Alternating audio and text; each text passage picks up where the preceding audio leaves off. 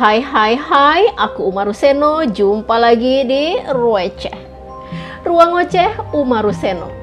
Seperti biasa, aku selalu berharap agar kita semua selalu diberikan kesehatan, tetap semangat, dan jangan lupa untuk selalu berbahagia, apapun keadaannya.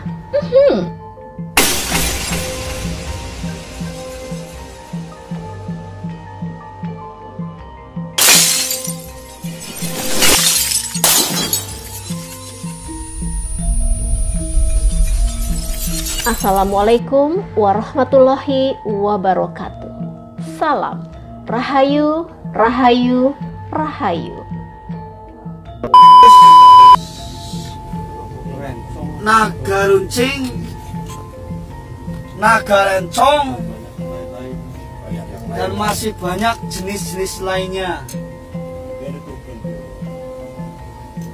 Tanggal 12 hari Selasa tahun 2021.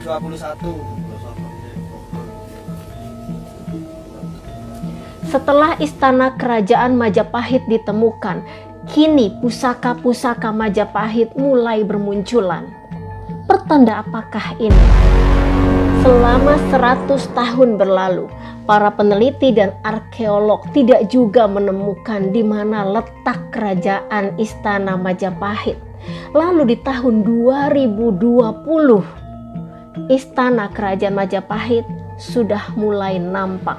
Situs Kumitir yang disebutkan dalam Kakawin Nagara Kertagama yang terletak di Mojokerto, Jawa Timur sudah mulai terdeteksi dengan ditemukannya pintu gerbang kerajaan Majapahit dan pagar atau tembok seluas 6 hektar.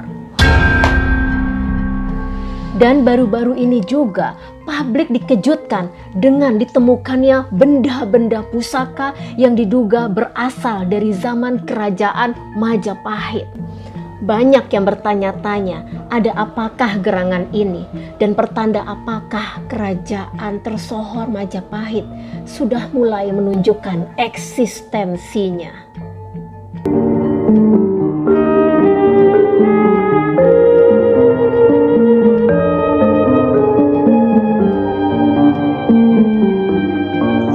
Secara garis besar kronologis daripada penemuan benda-benda pusaka, kebetulan ada di pantai wisata Pantai Menganti. Itu sekira pukul 5 pagi, anggota kami itu masih jaga di sana atas nama Saudara Slamet, umur 40 tahun.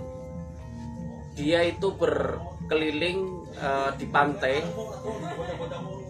Awalnya menemukan sebuah benda, satu yang besar. Ini tak ambilkan dulu. Awalnya ini. Awal pertama dengan posisi nancap di pasir. Kemudian yang kedua, setelah ini ditemukan, lainnya itu ada berserakan di daerah itu juga. Lah, kemudian setelah ditemukan yang berserakan itu, akhirnya terkumpul jumlahnya 12 pertama. Kemunculannya sendiri tiba-tiba atau seperti apa, Pak? Dengan tertemunya yang pertama ini, kemudian lainnya berserakan di tempat lain. Tapi tidak jauh dari lokasi. Tidak jauh dari lokasi yang ditemukan pertama. Kemudian ditemukan yang lain, pertama itu ditemukan 13, kemudian lagi ada penyusulan tadi sore itu ditemukan satu lagi. Berupa apa itu, Pak? Berupa, kami sendiri juga belum tahu namanya. Tapi seperti tombak gitu, seperti tombak. Kemudian menyusul tadi pagi juga ada penemuan, sudah diberikan semuanya ke sini. Jumlahnya ini ada 15 barang. Sampai dengan werangkanya itu tadi pagi sudah ditemukan juga yang ini. Hanya werangkanya saja. Bentuknya apa, Pak? Bentuknya werangka ini. Oh, kalau ininya sudah ditemukan, tapi sudah patah seperti ini. Iya, Ya, sudah patah. Dan yang ditemukan hanya sarung. Sampai hari ini kami dari pihak pengelola itu sejak kemarin sudah kami laporkan kepada Muspika bahwasannya karena ini bukan milik daripada perorangan ataupun lembaga, tetap secara resmi kita laporkan. Pusaka adalah suatu istilah yang digunakan untuk menyebutkan suatu benda yang dianggap sakti atau keramat. Raja-raja Nusantara memiliki pusaka sebagai simbol kerajaan, kekuasaan, dan kekuatan. Pusaka-pusaka juga memiliki kesaktian yang dapat menaikkan pamor pemiliknya.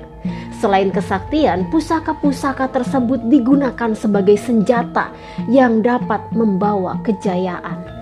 Proses pembuatan benda pusaka juga tidaklah mudah loh, dan hanya seorang empu yang dapat membuat benda pusaka semisal keris, karena hanya para empu yang mempunyai keahlian membedakan 19 jenis logam terbaik dan 17 jenis logam yang buruk.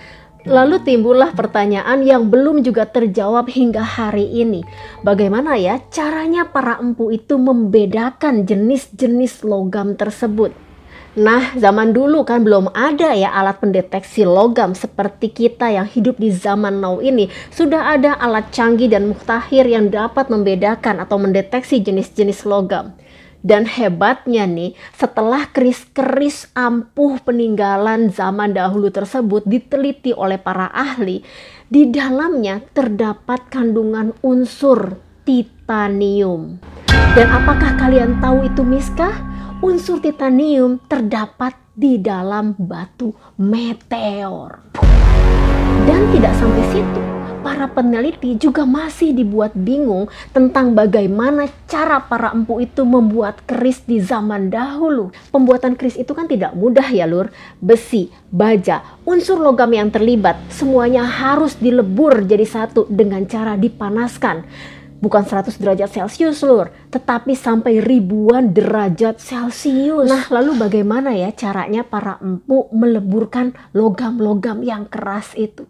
Sampai sekarang belum ada yang bisa menjawabnya. Dan ada selentingan yang mengatakan kalau para empu itu sampai membawa besi-besi unsur logam tersebut ke neraka. Dan setelah jadi dibawa kembali lagi ke bumi. Oke, kembali lagi ke topik kita. Ada pendapat yang mengatakan kalau pusaka-pusaka yang ditemukan di pantai Menganti itu sengaja dilarungkan ke laut oleh pemiliknya karena pemiliknya sudah tidak sanggup lagi untuk merawatnya. Dan ada juga yang berpendapat dari sisi mistisnya bahwa pusaka-pusaka itu memang sudah saatnya dimunculkan. Manusia semakin jauh dari nilai luhur bangsa ini seperti gotong royong, tempo seliro, toleransi, ringan sama dijinjing, berat sama dipikul. Banyak manusia sibuk dengan urusannya masing-masing hingga lupa dengan kesulitan kesusahan tetangganya sendiri. Yang kaya makin kaya, yang miskin makin sengsara. Nah, para ahli spiritual yang berpendapat seperti ini dengan membaca pertanda alam. Karena sehari sebelum pusaka-pusaka itu ditemukan, terjadi gempa bumi di daerah pantai selatan dan Pulau Bali. Wallahu alam bishawab. Karena ini adalah sebuah penemuan, mungkin ini ridho dari Yang Kuasa dan mungkin para leluhur yang ada di Pantai Menganti. Ini yang terbesar, mungkin nanti yang memakai ataupun menyimpan ini mungkin Pak Ketua 1, Pak Sanyar. Kita manusia memiliki kemampuan pendengaran dan penglihatan yang terbatas, dan kita boleh saja berpendapat. Namun ingat, perbedaan pendapat jangan dijadikan perdebatan, apalagi sampai pertikaian. Kita ambil hikmah dari penemuan benda-benda pusaka ini sebagai warisan leluhur yang patut kita jaga dan kita lestarikan. Dan sebagai informasi, para peneliti dan juga para ahli spiritual saat ini sedang meneliti keaslian dari benda-benda pusaka yang ditemukan di Pantai Menganti tersebut. Jadi, hindari perdebatan yang dapat menimbulkan konflik. Bagi yang percaya dengan hasil penelitian para ahli, silahkan. Dan bagi yang meyakini hasil kebatinan dari para ahli spiritual, ya monggo. Akhir kata, marilah sama-sama kita memohon kepada Allah yang Maha Agung. Semoga kemunculan istana kerajaan Majapahit dan benda-benda pusaka yang diduga berasal dari kerajaan Majapahit menjadi pertanda baik bagi bangsa Indonesia. Kuharap kalian menikmati video ini. Stay tune terus di channel Umar Ruseno dengan cara mensubscribe tombol merah di bawah ini dan juga bunyikan loncengnya agar kalian semua selalu mendapatkan notifikasi setiap kali aku mengupload video terbaru. Dan terima kasih atas like-nya. Aku Umar Ruseno, sampai jumpa di video receh selanjutnya. Salam receh.